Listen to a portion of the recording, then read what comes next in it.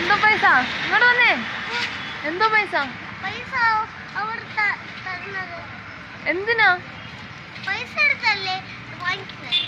നീ എത്ര കൊടുത്തു? അതിന് എത്ര?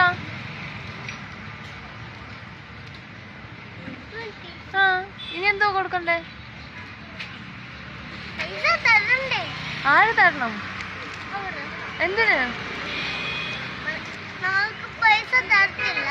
എന്തിന് തരണം? എന്തിന് തരണം എന്ന് പറ. എന്തിന് തരണം അത് പറ. നീ 20 കൊടുത്തോ? 20 റുപ്പീസിന്റെ ചോക്ലേറ്റ് തന്നോ?